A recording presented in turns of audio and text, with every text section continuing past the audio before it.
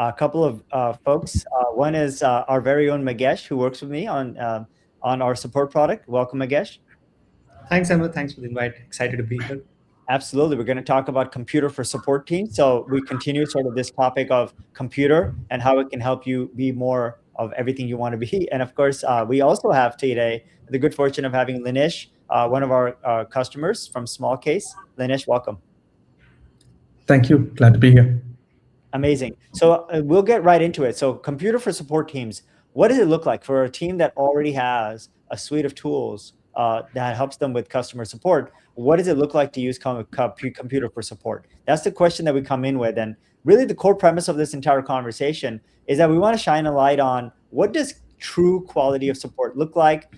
We want to also talk about what it means to be proactive with support. And of course, we want to show that you can actually connect support to your product roadmap. So that's what we want to get done today. And here to kind of walk us through that, Meghesh, how do you feel about this premise? Yeah, I think it's really important that we touch upon three critical areas around how do you measure quality of your team, how do you measure quality of the experience that you're providing your customers, how do you anticipate risk and possibly kind of prevent any sort of escalation that you can with the help of AI. And the last bit is, the most important part as support leads and, kind of team leads managing large support teams. How do you be the voice of customer and take it back to your product team so you're influencing the product roadmap in the right way? So, yeah. And speaking of voice of customer, we've got one right here. So Linish, I know in our previous discussion, you were bringing up some really good analogies about how you guys think about it as a company. So tell me about that. Yeah, I think one of the primary things that we always say is that when you're in support, you can't have a bad day and get away with it. So our primary premise is to make sure that we minimize the bad days and you have as many good days as possible. And also when you have a bad day, it's not a downward spiral. So that's something we constantly focus on. And the analogy we keep giving is the hostess or the steward in an aircraft. No matter how long that flight, they greet you with a smile when you enter the plane, when you get off.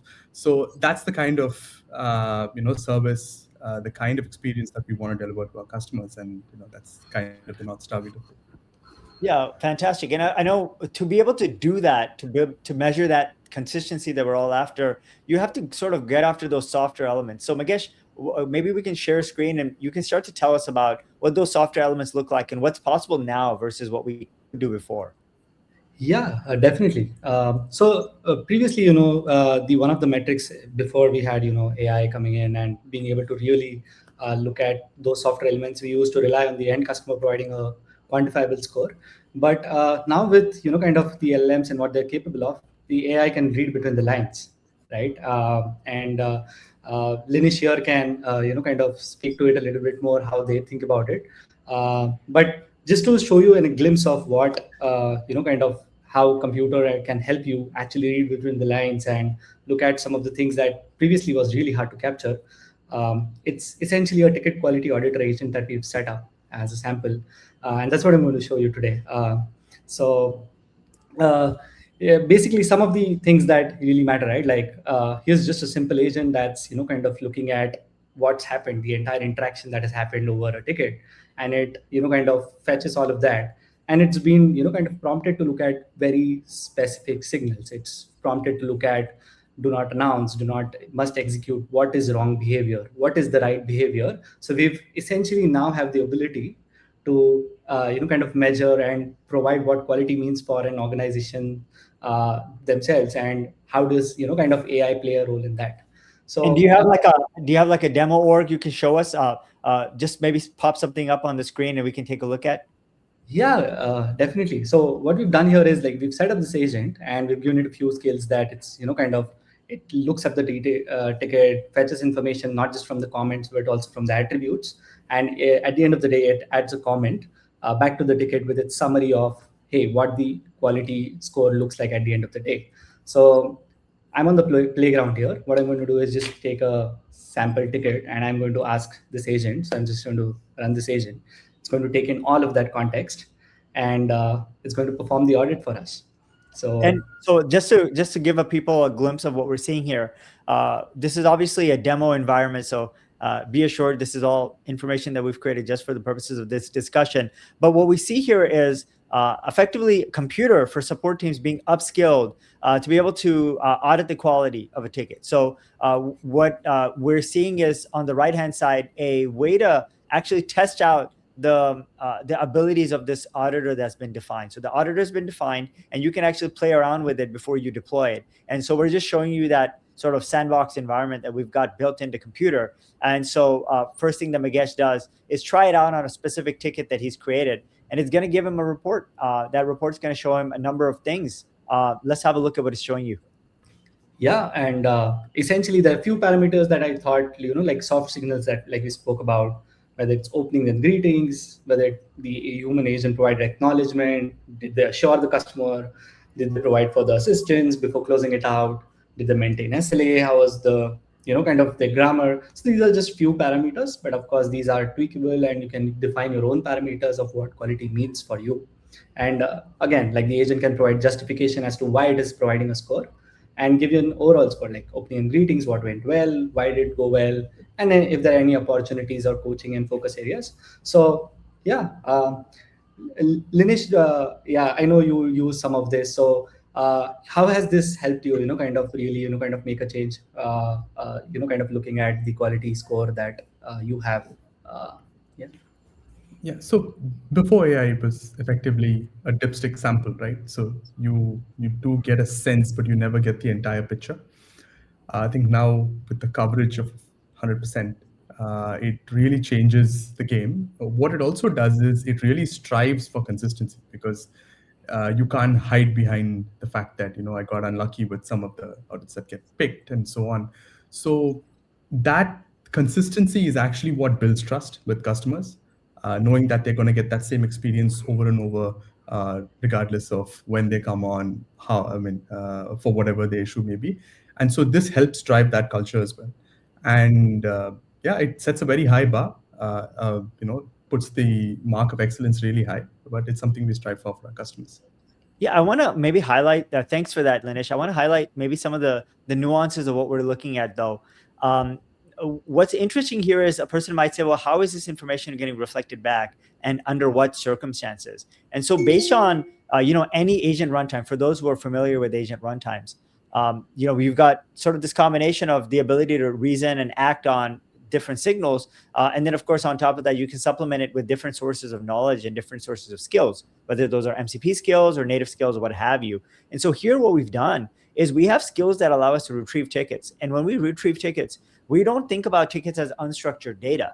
We actually understand and respect the fact that the tickets have real fields, and we understand the sanctity of those fields, what those fields mean. And so we're able to preserve that information, which is super important. You can see here the specific workflow runs and what they're actually doing. And what I love about it is the fact that it's not only able to retrieve the ticket, retrieve the fields and understand the semantics of the fields, but you can actually take this information and put it back in the record. So the fact that this information, the quality of the service, the quality of the greeting, all these software elements, the fact that these are being sort of determined and deliberated, this information is not just temporary and transient. It's actually now going to feed back and embed itself into the ticket itself, and it may be visible to only the people that need to see it. But nevertheless, it's part of the history and the contract of the ticket, which is exactly where you want this information to be. You don't want this to be in some unstructured channel on an email or on some message thread somewhere, or maybe just something that was spoken about in a hallway. And now this information, not just the structured data, but the unstructured information that we're adding on, is now instantly retrievable. I mean, Linish, how important is that? I think that's super crucial, especially when you look back in retrospect and you not just see the entire interaction, but you also see where that stands with the quality that you've set for the team. So all of that is important. Of course, we've gone on to build dashboards on top of that and so on, but to see it in an aggregate form. But if you were to drill down and get to the finest element, you get to see all of it in one place, which is really useful. Amazing. Yeah. And so, of course, we're all used to having dashboards that are built off of very structured information that can be aggregated. But to be able to do that on some of these software elements that are being categorically stored and persisted, nothing like it. So, I mean, we talked about quality of support and we talked about being a steward. How about sort of anticipating escalations and in general being proactive with mitigation. Meghesh, tell me about that. Yeah, one of the other things where AI is truly kind of computer steps in and is that it makes you proactive, right? Like there are a lot of signals that during the course of resolving a customer's problem, there are a lot of signals that we can anticipate now and bring in the right people at the right time, so that kind of we save the customer before kind of they are frustrated or they get really angry. And it's not just about how they say it, it's also about going back again softer signals. You look at whether you're breaching SLAs, you look at how they're saying, you look at the sarcasm, like all these elements which kind of point towards a frustration of a single customer. And for B2B orgs, right, like it's also it aggregates back to at an account level. Like the health of a customer is truly represented by how the customer interactions are flowing, and it's extremely crucial that different end users and how they're interacting with your support teams and how that impacts the health of the customer at the end of the day. Maybe you have a renewal coming up, maybe they've raised some critical tickets where probably they've not kind of received the right kind of replies. So yeah, all of these is now possible to anticipate and like I said, prevent escalation. So yeah. I think the word, the formative word in my mind is real time.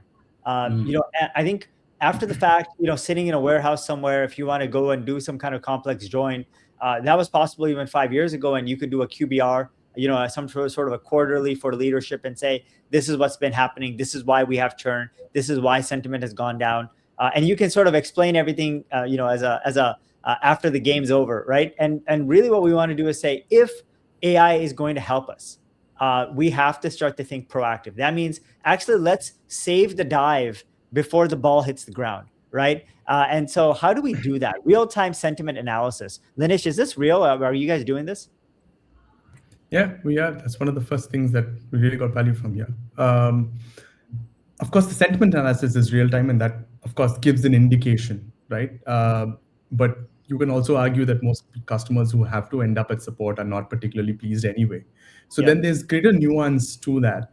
And there's a lot of reading between the lines, which we couldn't do before. We would, you could maybe pick up keywords at best. And like you said, it's post-mortem, right? It's effectively, too late, a day late and a dollar short, like they say. So you would want to be there right when that, the sentiment's turning around. And that's what we can do right now. So, and then of course you can decide what you want to do with that information and how you want to handle it and who you want to hand it off to.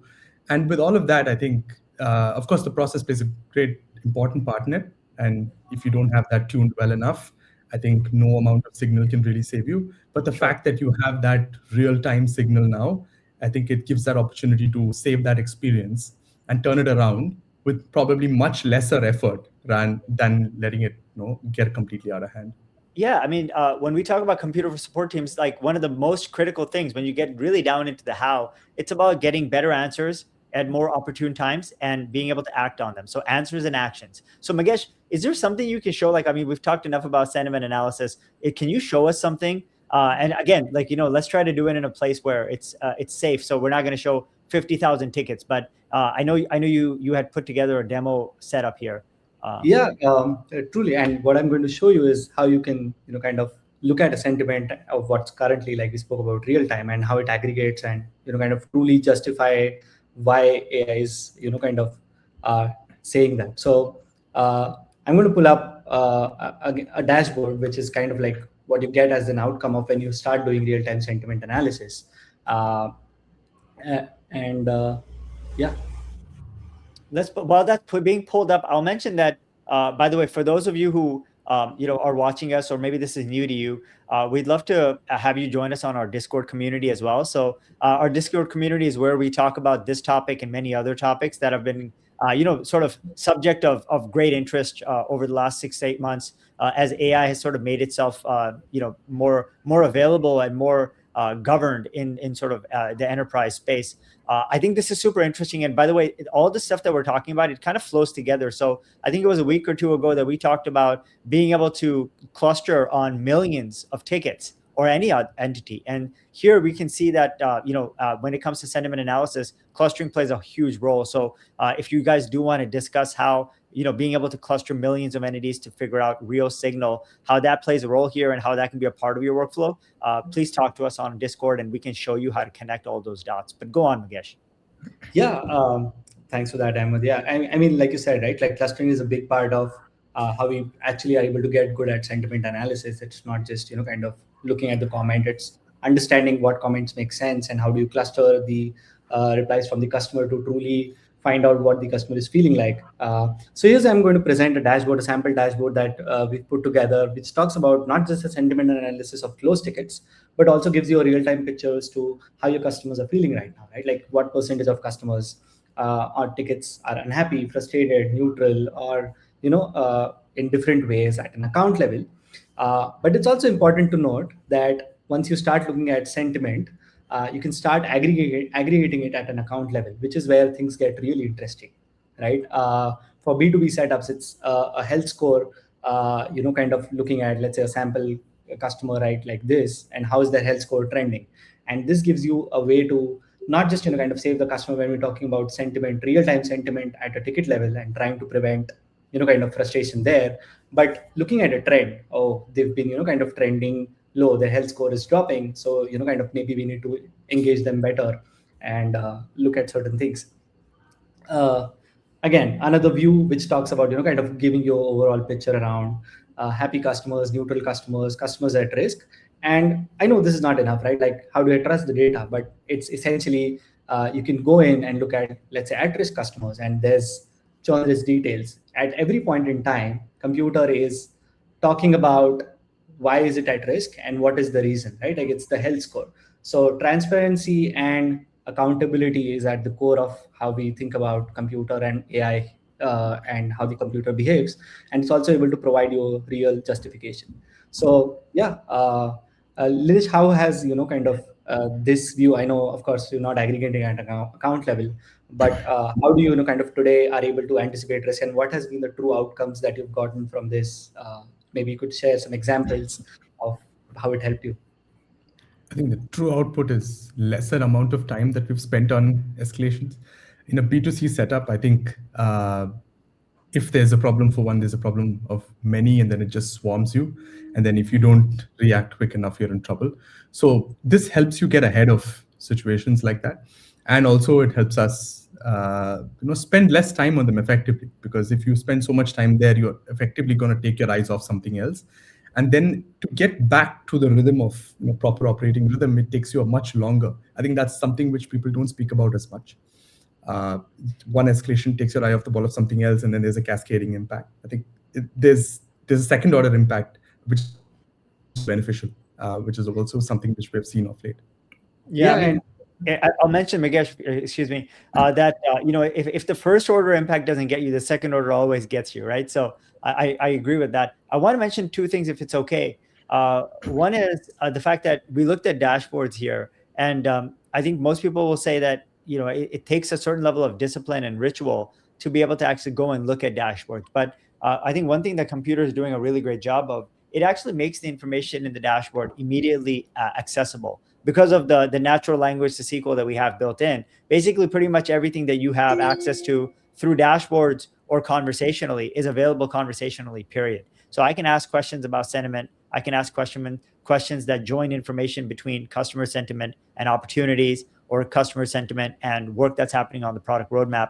And I can actually join that information, group it, sort it, even have negation. And these are the kinds of actions that are really only possible in a full-fledged SQL database from like in a traditional sense. And most index-based systems, most MCP-based systems, if that's all they're basing their technology stack on, they're not going to be able to achieve that. And so Computer for Support teams, the product itself is quite unique in that sense, that it allows you to have this type of information at the tip of your fingers conversationally. Not only are you able to consume this information, what I love about it is that actually, and this is something that we're going to be delivering pretty soon, is the ability to actually create these dashboards, these widgets conversationally. So not only are you able to access the information conversationally through computer, just from your desktop or your mobile device, but you can actually even create widgets on dashboards, literally put together dashboards, and also put together automations, quite literally using natural language, which I think is really interesting. It's obviously changed the way I'm working, but certainly it's something that we're excited to bring to the customers very soon as well. Tell me about that, Linish. Like, if you start to see that your staff is able to update widgets, access information conversationally, how does that change their ability and their inclination towards creating change? I think it's one, like you said, there's a lot of discipline to actually go and look at dashboards. So when it's more of, instead of you leaning forward, it's getting served to you. And so one, it takes the excuse off the table. And two, I think you can do a lot more with it. And that has had an impact, like I've said. It's also been helpful for us to very quickly turn around, say a new feature's gone out and there's some feedback about it. It's very easy for us to turn that into something which we can share across the org, especially to the product teams and tech teams who worked on it, so that they can incorporate that feedback. And then sometimes it's not just the feedback, it's just some really interesting ideas that come off it, and you understand that the customers use it very differently from what you intended them to.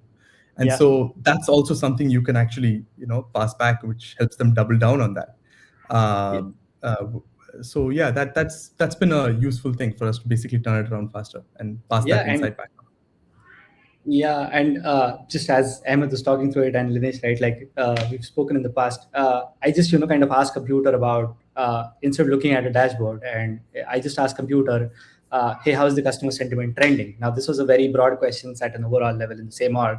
And it asked me, okay, are you looking to analyze it across your accounts, specific segments, or compare sentiment trends between customer segments? I just asked it to do it just now, and it's kind of give me tier A, top 25 accounts, here's the average sentiment score, here's what you should do, here's the key insight, and I can go on and on, right? Like, would you like me to dig deeper into specific segment and which accounts are driving the at risk? And here's kind of, I start my day thinking about, hey, like, how's the sentiment trending, which customers need my true attention, how's the sentiment been trending, and I can get into more details, right? Like, what is the resolution times, how's the SLAs compliance rate, kind of, and get into actual process improvements. Just conversationally getting this information is so powerful, and that's what computer unlocks for you. Now, we've been looking at computer here on the web app experience. Obviously, it's a little harder to demo it on mobile in the setup that we have. Maybe in the future we'll set up how to do that with mirroring. But I know you've got computer on your desktop as well, Meghesh. So let's have a look at that and maybe talk about the holy grail, which is the reality of how we do product development. And obviously, most roadmap debates on what to do, should we do A or B? It's usually not about the idea, because both ideas have merit. It's about evidence, and there's really no better evidence than voice of customer. So can we somehow find a way to connect this voice of customer using computer for support teams? How do we actually help inform product road mapping decisions, as an example? Yeah, truly, right? Like you said, there's no product roadmap prioritization without the voice of the customer, and it has been really hard to kind of in the past understanding what the customer are really talking about, what do they really requesting, where are the latencies, where are the real problems that in the product today, and how does it track against what we're doing right now, right? Like, is the current roadmap or the current work aligned with what the customers are asking for? So here again, like in the sample org, I'm just going to quickly bring up something that we've set up. I had set up an kind of a very simple question. I'm wearing the hat of a customer support lead, and I'm going to ask this question. So this is just the larger version of the computer in the web app, which is what you get in the desktop app as well. So here I'm wearing the hat of a support lead. I'm preparing for monthly business review, and there's some data, sample data that we've created. I'm just going to ask computer, kind of help me prepare for this monthly business review. And what I'm truly looking for as a support lead is to present to my management and to kind of the product lead and the engineering lead around, hey, what are the top themes of tickets that I've gotten this month, and what are the key voice of customers, which are the top impactors, customers and their health. I can also talk about team performance, and very interestingly, I can talk about kind of what are the gaps in the knowledge base that exist today. So I know it's a really large, but let's see how computer does on it, right? Like, and you'll see that computer truly tries to understand the schema, truly tries to understand kind of how your tickets are structured, what parameters might matter, and bring in all of this information to you in a much more palatable way. As computer brings up this answer, Linish, can you speak a little bit about kind of how you currently think of bringing in insights to your product team via computer? Well, we've been using this slightly differently, but I understand this is something that we can do. But what we've been doing so far is we actually drill down at a product level to really give the insight, and because there's a lot of changes which happen at a product level because we have multiple teams and pods working on it. Once we have that, and then as we effectively pass it up to different stakeholders effectively. But yeah, it has changed the way we have operated, especially with speed. And I don't think we wait for quarterly or monthly reviews anymore. We're able to turn that around much faster. But yeah, I think this is something which I've only got my hands on very recently. So I'm still kind of finding the depth of what I can do with it. I mean, there's, every company has their own way to do things, right? I mean, there's some people that make, there in some companies, 6-month roadmaps and annual planning is like an entire narrative theater. And then in some companies, it's way more agile, right? I mean, they might do quarterly planning or even monthly planning, break that down into 4 weekly sprints and just go at it. But at the end of the day, no matter how you build out your game plan, you have to frame information in a sort of a defensible way, right? So there has to be defensible trade-offs. I'm going to do X, but I won't be able to do Y. And to be able to create those trade-offs has been partly sort of debate and discourse in the past. And I think, I'd love to kind of maybe take a look at this response to see if it's actually going to help us maybe prepare for this in a more consistent and fair way. Yeah, and I'll just talk through, what computer has done here. And in the absence of this, how long it would have taken for someone, kind of truly make sense and prepare for, let's say, a presentation like in monthly business review. Yeah. So, it's gotten and looked at all the tickets that were created in the last 90 days, and it's brought in key themes. Now, and it's, kind of it's transparent. It's able to give you the actual citations or things that it has referred so that, you can trust the data because like it said, like billing and invoicing, again, it's in a demo arc. So billing and invoicing, payment processing and failures, API and technical issues, very key things. And as you can drill down and ask more about if you want to, kind of present it in a different way, it's going to do that. But here are the key themes. And the voice of customer sentiment is just try to summarize that. A customer frustrated with lack of transparency around FX and billing, slow refunds and unclear documentation. Several mentioned feeling blocked or unable to resolve issues independently. Now, this is something that you would, this is an insight that as someone who's going through manually looking at tickets or just looking at a dashboard, it would have been almost impossible to get to this insight. With computer, because it goes through the conversational data, it goes through all of your tickets, and it has access to that, it's able to bring in these key insights back to you. So that's around voice of customer. But I was just going to say, like, obviously, people are already starting to, over the last year and a half, already starting to have these types of back and forth exchanges where, pick your favorite frontier model and so on. What makes this really special is the fact that it brings you the same level of discourse and dialogue capabilities, but now on top of your entire enterprise fabric, meaning you have access to what's happening in terms of hard work, how that connects to the customers you serve, and how that builds into the features and products that you're delivering. And the ability to actually have this be contextualized, not only in a way that can be retrieved, but actually serve answers back, because you can join information, group, cluster, and do a lot of this stuff. And effectively, it gets better and better over time because the actual discourse gets enriched and embedded back into the graph, right? The knowledge graph. And so I think this is what makes this really special, is the fact that the information that we're retrieving here and the dialogue that it actually facilitates actually enriches the memory. So computer's memory gets better as you actually have these discourses and make decisions. And those decisions, all of this sort of like soft work that happens, this is all going to get sort of embedded back into the knowledge graph, into computer's memory. And it's just going to help everybody learn what's happening and get to convergence faster, isn't it?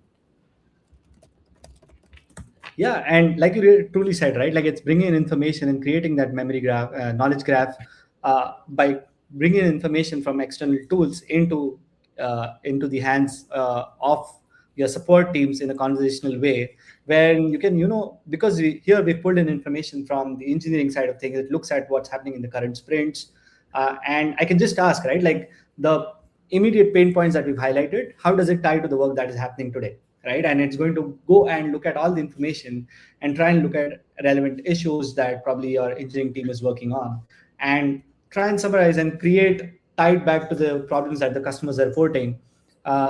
So here, of course, it's a perfect world. It's a perfect talk where engineers actively working on nearly all of your top customer pain. So kudos to this demo art. You have a way of creating demo environments, I must say. But no, this is fantastic because look, Computer for Support Teams, what it does is it really helps you build greater awareness of your adjacencies, right? So what's happening downstream, what's happening upstream is critical to being able to do your job well. And by effectively sitting next to not just your support products that you already use, whatever you're using for ticketing, what have you, but also sitting next to your CRM, sitting next to your case management, sitting next to your event management, sitting next to your product management. By sitting next to all of these products, you're able to create a worldview that you wouldn't have before. And of course, not only do you have access to just retrieve information and get search results, you're able to get real answers. They're fully grounded, permission cited. And so you're able to create the right worldview to actually do your job. And it just makes you seem like you have an understanding of what's happening around you. And that gives meaning to your work, gives you real purpose. And hopefully it makes everybody feel like they're making a difference, right, Linish? Yeah, that's true. I think this, like you said, the entire worldview changes when you have this, because you would have never gotten to that insight of what a customer's feeling, and you've aggregated that across tickets, because that doesn't get captured anywhere in the way you tag them, and no matter how much you slice and dice them in traditional way, you would have never arrived at that. So yes, I think it changes the way we operate, and I think it'll also force us to kind of change the way we ask the questions. I think now the only limiting factor is the kind of questions we ask to get the quality of response. I think that's something which all of us have to get better at, and I'm sure with that we'll be able to get more out of this. Amazing. So it's a pleasure to have both of you here. I think we've run out of time for today, but Meghesh, I really appreciate you walking us through some of these examples. And Linish, your commentary and your examples firsthand really help sort of put color to the entire image. So, and of course, appreciate the entire audience for sticking with us. And for those of you who catch this later on LinkedIn or YouTube or wherever you find it, it's a pleasure to have you join us on Discord as well, so we can continue the conversation. Thanks, everybody, and we'll see you next week. Thank you. It's been a pleasure.